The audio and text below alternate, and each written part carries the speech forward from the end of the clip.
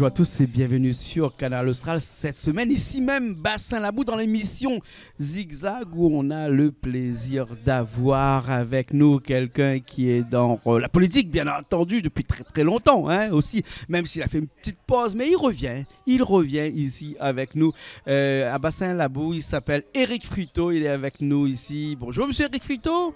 Mets le micro, s'il te plaît. Bonjour Jean-Claude, merci pour ton accueil. Bonjour à tous. Merci. Hein. Excuse-nous de te recevoir dans un endroit aussi verdoyant qu'ici, mais c'est l'Est de la Réunion et l'Est, tu connais. Et je connais, c'est un cadre exceptionnel. Voilà, Saint-André, qui fait partie de l'Est. Enfin, Saint-André, où je dis tu parce que tu m'as autorisé. Hein? Ah ben, tu dois dire tu. D'accord. Où tu étais maire il y a quelques temps de cela. Hein? Et là, tu reviens après pour les départementales. Hein? Oui, dans le canton 5, Saint-André 2, oui. Hein? Avec des projets plein la tête. Alors, Oui. explique-nous un petit peu. Alors d'abord, je voudrais dire à toi-même et à tous que je reviens à Saint-André sur le canton de Saint-André 2, mais pas seul. Je reviens avec mon binôme qui est Madame Line-Rose Anandin. Line-Rose Anandin est cadre de santé au GHER et elle s'occupe de la filière gériatrie. Oui. Donc c'est une compétence importante qu'elle a dans le cadre du conseil départemental, puisqu'elle s'occupe des personnes âgées quotidiennement. Et je pense que vu le contexte social, vu le contexte sanitaire, on a besoin de ce genre de personnes avec ce genre de compétences. Donc je suis accompagné sur ce canton avec Madame Line-Rose Anandin, qui sera mon binôme, qui est une femme dynamique et qui, avec moi, sillonne le canton aujourd'hui pour les élections du 20 juin. Il faut bien croire que toute la partie sociale au département, c'est plus de la moitié du budget du département. Hein? Ben, Si on regarde la petite enfance, tout le droit à la personne, c'est à peu près 50%. Hein? Je vais arrondir à 50%. Hein? C'est la collectivité, c'est la collectivité qui sociale. s'occupe du social. Voilà, exactement. Hein? Pourquoi aller au département alors que tu pourrais aller au régional? Ben, Hein? écoute, Juste entre nous. Tu me tends la Juste perche. entre nous. Je suis candidat au départemental, mais je suis aussi 3e sur la liste de Patrick Le Breton, Oui. qui est tête de liste au régional, Ouais. sur la liste de la Réunion des territoires. Voilà. Donc, Hein? c'est un tout. Donc, je pense qu'aujourd'hui, il est important d'avoir cette vision, vu le contexte social, vu le contexte sanitaire et les impacts qu'il y a sur le contexte économique, en termes d'emploi, en termes de pouvoir d'achat. Il est important d'avoir une vision conjuguée et un projet conjugué région-département. Bien sûr. Moi, c'est l'orientation que je défends. On ne peut pas avoir de développement si on ne s'appuie pas sur le social, si on ne s'appuie pas sur la solidarité. Donc nous, ce que nous proposons, c'est donc ça.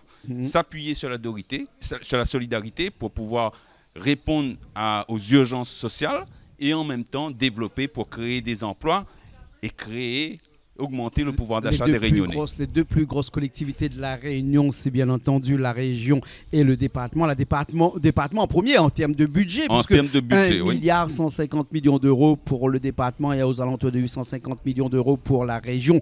Mais bien entendu, on ne compte pas les subventions européennes, etc. Oui. Hein. Ce qui fait que c'est les deux plus grosses collectivités de la Réunion. Et ces deux plus grosses collectivités doivent obligatoirement travailler ensemble. C'est pour ça que tu es aussi au département qu'à la région. Il faut travailler ensemble. Et nous, on travaille beaucoup à la construction d'une unité réunionnaise. Oui. Parce qu'on se dit qu'il ne peut pas y avoir de problématiques non conjuguées. Il ne peut pas y avoir de problématiques de réponses séparées. Il faut absolument que les acteurs se réunissent.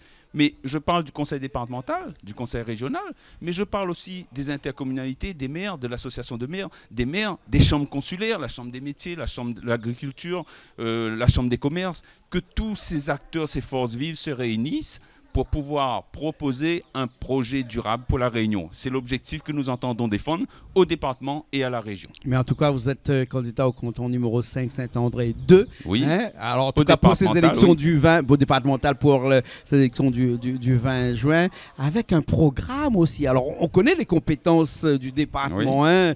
Hein, majoritairement dans le social, mais il n'y a pas que le social. Hein. Il y a des gens qui sont dans l'est de l'île de la Réunion et qui sont des agriculteurs, par exemple. On va en parler un petit peu de ces agriculteurs-là, parce que l'Est de la Réunion est quand même un des viviers de l'agriculture de la Réunion, par exemple. Hein. Est-ce que dans le programme de Éric Fruteau, on parle aussi de ces gens-là? Alors, dans notre programme, dans le mien et celui de Line-Rose Anandin, oui.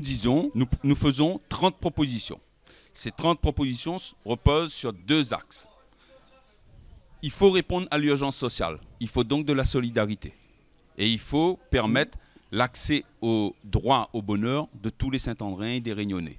Ensuite, deuxième axe, il faut investir. Pourquoi il faut investir? Parce qu'une politique d'investissement, c'est synonyme de création d'emplois et c'est synonyme d'augmentation du pouvoir d'achat des Réunionnais. Donc, dans les domaines de compétences du conseil départemental, si on arrive à mettre en place des actions pragmatiques pour répondre à l'urgence, mais en même temps suffisamment fortes pour pouvoir répondre à l'augmentation de la population et à l'avenir, nous arriverons à faire quelque chose de bien. Donc, répondre à l'urgence sociale et en même temps investir. Alors, sur le domaine agricole, tu as raison de dire, puisque c'est encore la compétence du département. Bien et sûr. On souhaite que cette compétence, à un moment où il y a débat, on souhaite que cette compétence reste au niveau de la collectivité départementale. Nous disons, nous militons, et ça fait partie de nos propositions, de nos 30 propositions, nous militons d'abord pour aider les jeunes agriculteurs. Deuxièmement, nous militons pour préserver le foncier agricole. Je prends l'exemple de Saint-André, c'est une ville semi-urbaine, semi-rurale. Il serait anachronique de mettre en place un projet uniquement urbain. Donc, il faut donner sa part à la protection des terres agricoles. Donc, dans les Hauts de Saint-André, dans les Bas de Saint-André, il y a des agriculteurs installés et il faut préserver ce foncier agricole.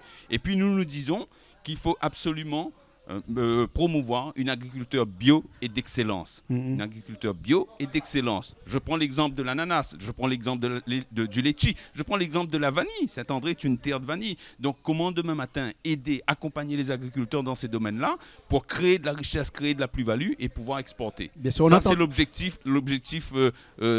objectif pour les prochaines départementales. On a entendu dire avec des agriculteurs qu'il y a eu... parce que quand on parle agriculture, on parle forcément de l'eau parce que c'est une condition sine qua non d'existence pour l'agriculture. Hein, oui. On ne peut pas planter sans eau. Hein. Il y a eu le basculement de l'eau de l'Est vers l'Ouest et là actuellement on s'aperçoit que dans l'Est il manque un petit peu d'eau, etc. L'eau est une compétence du département. Hein, et il y a des gros projets qui ont été commencés et est-ce que dans le programme de Eric Fruto il y a une continuité de ces projets-là ou bien sinon il y a des nouveaux projets pour alimenter ces agriculteurs qui sont dans l'Est de l'île de la Réunion parce qu'on dit toujours que l'Est de la Réunion est l'enfant pauvre de ce pays? D'abord, un point. Je souhaitais dire qu'effectivement, l'eau est une compétence du conseil départemental. Je souhaitais dire, je reviens sur mon bilan, puisque j'ai été quand même conseiller général pendant 11 années. D'accord? J'ai réussi quand même à basculer le périmètre irrigué de Chambonne dans le domaine de compétence du conseil départemental, chose que mes prédécesseurs n'ont pas su faire. Oui. Donc, j'ai répondu à la demande des agriculteurs de Saint-André. Pour une meilleure maintenance du réseau irrigué de Chambonne, je l'ai fait basculer sur le domaine de compétences du conseil départemental. Ça a été une promesse tenue. Deuxièmement, j'ai été moi-même vice-président du conseil général et vice-président délégué à l'environnement et à l'eau. Et à l'époque, j'ai initié et bouclé l'étude sur le projet de mobilisation de ressources en eau pour la région Nord-Est. C'est ce qu'on appelle le projet MEREN. Cette étude est bouclée depuis avant 2014. C'est un vieux projet, ça. Depuis avant que je quitte le conseil départemental. Donc aujourd'hui, il y a plusieurs hypothèses possibles dans ce projet, dans cette étude. Aujourd'hui, il convient de relancer ce projet, puisqu'il a été initié depuis que j'étais vice-président du conseil départemental, relancer ce projet. Financièrement, ça doit coûter à peu près entre 450 millions d'euros. Ça va demander l'utilisation des fonds européens. Bien mais sûr. C'est un objectif et ça fait partie de notre projet de l'INROS et à moi-même. Donc, relancer le projet MEREN, mobiliser la ressource pour permettre aux agriculteurs de l'Est d'avoir de l'eau pour pouvoir relancer leur domaine, leur plantation, etc. C'est une priorité. Bien sûr, Monsieur Fruto. Eric. Et d'ailleurs, sur ce domaine, il serait intéressant de voir, parce que puisqu'on défend la notion de développement durable, la mise en place de ce projet avec le réseau, sur ce réseau, installer des micro-turbines, on va pouvoir créer de l'énergie aussi et faire en sorte qu'il y ait de l'énergie renouvelable à travers ce projet. Donc c'est un tout, c'est un projet global, c'est un projet cohérent qu'il convient aujourd'hui de concrétiser puisque l'étude est prête depuis avant 2015. Et rappelons que l'énergie aussi est une domaine de compétence du département. Exactement. Voilà, très peu actuellement, on réserve ça à d'autres collectivités, mais quand même le département a quand même un budget alloué à l'énergie ici. Mais on va parler on a parlé de l'eau, on a parlé des agriculteurs, on a parlé du social, mais il n'y a pas que ça dans cette compétence du département, là, en tout cas ce que vous proposez. Il y a aussi des choses où on voudrait, nous, quand même, essayer d'arriver à comprendre, puisqu'il faut savoir qu'il y a des routes aussi qui sont dans le domaine de compétences du département, et les gens se plaignent quelquefois, il y a des nids de poules sur les routes, il y a des problèmes sur les routes. Est-ce que les routes aussi qui forment un budget qui n'est pas très énorme, j'ai bien calculé, il y a 7% du budget alloué pour les routes. C'est pas énorme parce que quand on parle des routes, on pense tout de suite à la région Réunion, alors que le département, il y a beaucoup de routes départementales ici à la Réunion. Il y a aussi dans votre profession de foire, dans votre projet, des organisations qu'il faudrait mettre en place pour pouvoir améliorer les routes départementales de la Réunion. Tu as raison de dire que c'est un domaine important du conseil départemental parce qu'il faut effectivement entretenir les routes départementales. Donc, mais il faut aller plus loin.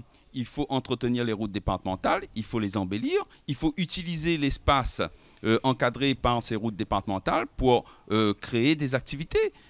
Créer par exemple des pistes cyclables, faire en sorte que les gens puissent... Je prends la route à Saint-André, on est concerné, on a le CD 48, on a le CD 46, je prends la route de Bras-des-Chevrettes, c'est pas exactement mon canton, mais n'empêche, on prend la route de Bras-des-Chevrettes, pourquoi pas demain matin créer une piste cyclable, créer un espace où les gens peuvent marcher, et là on lie ce projet d'investissement sur les routes départementales à un projet santé, puisque la marche à pied, le sport et tout ça, donc c'est un tout. Et puis Saint-André, effectivement, nous, dans notre projet, on se dit qu'il faut absolument sécuriser et rénover la route départementale Chemin-Lagourgue, par exemple, qui aujourd'hui, quand vous traversez Saint-André par Chemin-Lagourgue, vous voyez qu'il n'y a pas de trottoir. À chaque fois qu'il y a de la pluie, l'eau déborde. Donc, il faut absolument que le conseil départemental intervienne à ce niveau-là. Et nous serons vigilants, Lynn Rose et moi-même, sur ces dossiers de sécurisation et d'entretien des routes départementales. Et moi, je vais même plus loin. Je dis, pourquoi pas la création d'une nouvelle route départementale entre Cambuston-Bois-Rouge et le parc du Colosse, puisqu'il s'agit, cette route desservirait un parc, une usine, l'usine à Cannes, l'usine de Bois-Rouge, compétence du conseil départemental. Moi, j'irai même plus loin. Il faudrait peut-être créer une nouvelle route départementale entre Sainte-Suzanne et le Colosse. Il y a des travaux actuellement en cours. C'est pas mon canton. Il y a des travaux en cours actuellement sur cette route-là aussi.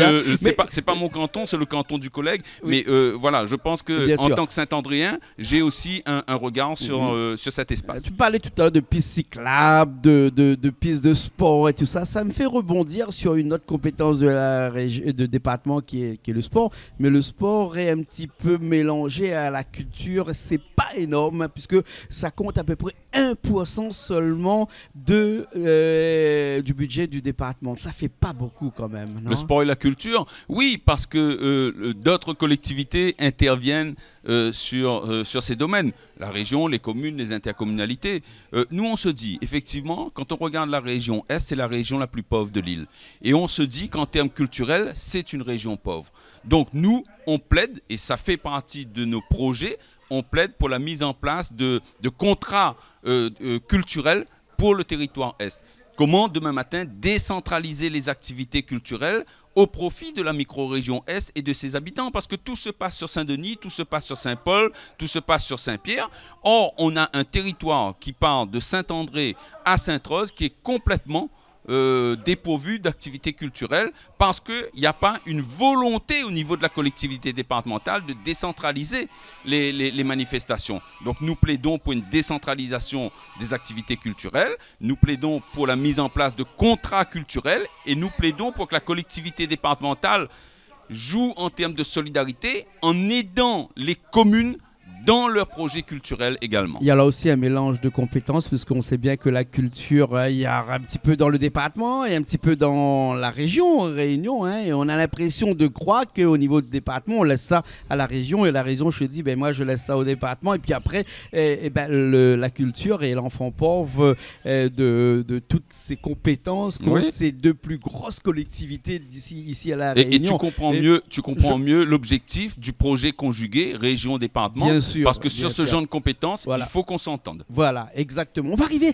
à une dernière compétence du département pour essayer de cerner votre projet, hein, le projet de Eric Fruteau et de Amandin Linrose, hein, qui est l'insertion. Alors, l'insertion, on a vu un bond ces derniers temps. On a vu un bond avec un peu d'argent qui a été remis sur l'insertion, notamment à cause de la recentralisation du RSA, hein, qui a été enlevé du département, donc ce qui a permis un bouffée d'oxygène au département dernièrement depuis 2019, hein, mise en œuvre début 2020, et tout cet argent-là, aux alentours de 60 millions d'euros, a été consacré à l'insertion des jeunes. Oui, l'insertion des jeunes qui avant était aux alentours de 7% du budget du département, et aujourd'hui on arrive à peu près à 10% du budget du département. L'insertion des jeunes, c'est vraiment quelque chose qui vous touche? Mais bien sûr, on ne peut pas ignorer tous les problèmes que rencontrent nos jeunes. La Réunion était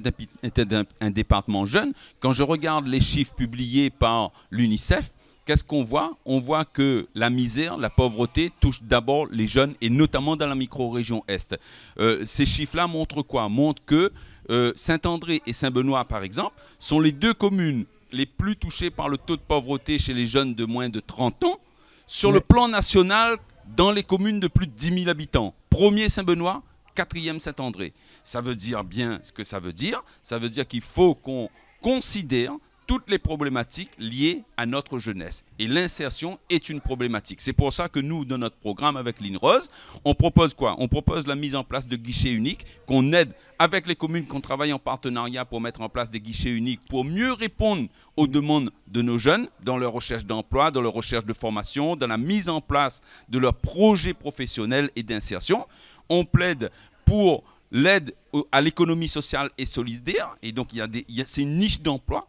Il y a la possibilité de créer des emplois dans ce domaine-là, l'économie sociale, solidaire et circulaire. Et on plaide aussi pour aider les associations qui luttent quotidiennement contre la pauvreté, les banques alimentaires, les boutiques solidaires. Voilà, être un vrai partenaire de ces associations du monde associatif dans ce domaine-là permettrait de répondre un peu quand même à la problématique de l'insertion des jeunes. L'économie circulaire, un métier d'avenir pour les jeunes de La Réunion? On ne peut pas construire l'avenir de La Réunion si on se base uniquement sur l'économie marchande. Il faut absolument mettre en valeur, structurer et pousser l'économie sociale et solidaire. Il y a une niche d'emploi intéressante sur l'environnement, sur l'aide à la personne, sur l'accompagnement des jeunes, au collège, au lycée. Donc il y a une niche d'emploi pas suffisamment exploitée aujourd'hui. Il appartiendra demain peut-être, sûrement grâce à nous, hein, que la collectivité départementale prenne toute sa part dans ce domaine-là. Bien sûr, les jeunes sont l'avenir de La Réunion. La jeunesse réunionnaise a des atouts, il faut l'accompagner. Et d'ailleurs, je regrette qu'il n'y ait pas suffisamment de soutien au niveau de la collectivité départementale ou même la collectivité régionale pour ces jeunes étudiants qui sont aujourd'hui en métropole. Vous savez, Jean-Claude, moi j'ai fait 2 années à Créteil. J'ai souffert, bien sûr, puisque j'étais là-bas seul. Ma famille est restée à Saint-André. Mais l'opportunité, ça a été de rencontrer la communauté réunionnaise en région Île-de-France. Il y a des jeunes réunionnais là-bas qui souffrent parce que la vie est chère, parce que le transport est cher, parce qu'ils n'ont pas de logement. Aujourd'hui, ils osent même plus revenir à La Réunion parce qu'on ne les aide pas à revenir à La Réunion. Alors nous, on dit que les collectivités départementales, dont les collectivités locales, dont la collectivité départementale, doivent permettre à ces jeunes-là de revenir au pays pour qu'on profite aussi de leurs compétences. Il y a une réelle opportunité aujourd'hui et il faut qu'on s'y penche. Bien sûr, les jeunes ont un petit souci actuellement, c'est qu'ils pensent que la politique ne les amène à rien. C'est pour ça qu'on a vu que l'absentéisme dans les votes, hein, et surtout les votes au niveau des jeunes, a explosé. Les jeunes ne vont plus voter. C'est généralement les gens qui ont plus de 45 ans qui vont voter. Éric Fruteau, il a quoi à dire à ces jeunes-là qui nous regardent et qui ont envie peut-être de croire en la politique et ce 20 juin-là, parce qu'il faut que ces jeunes-là, parce qu'ils sont majoritaires dans le vote, il faut compter 32 à 35% de jeunes qui sont capables de voter. Quand on parle de jeunes, on parle de 18 ans, à peu près 30 ans. Donc, il faut les inciter à voter. Mais bien sûr. Qu'est-ce qu'on peut leur dire? Moi, je dis aux jeunes Réunionnais, aux jeunes Saint-Andréens, je dis à la jeunesse réunionnaise, il faut avoir confiance, il faut recréer la confiance entre le politique et la population réunionnaise. Et en allant voter, vous accomplissez votre devoir, vous accomplissez votre devoir et vous allez aussi préciser vos choix, vos orientations pour l'avenir. Il faut participer. La politique, c'est pas tous pourris, non. La politique, elle a aussi des côtés sains, elle a aussi des côtés bénéfiques. Il faut croire en la politique, mais il faut pour cela, il est vrai, et on vous comprend, vous les jeunes, il faut tenir un langage de vérité, il faut de la sincérité, il faut de l'authenticité. C'est ce que je vous propose. Allez voter le 20 juin prochain, vous ne serez pas déçus. Avec nous, vous allez construire l'avenir de notre pays. Et surtout, votez Éric Fruteau, Amandin, Lynn Rose. Et merci beaucoup. Canton 5, Saint-André 2. Merci beaucoup. Merci à toi, Jean-Claude, pour ton chaleureux accueil. Merci. Nous, on se retrouve la semaine prochaine dans une nouvelle émission Zigzag, toujours sur Canal Austral.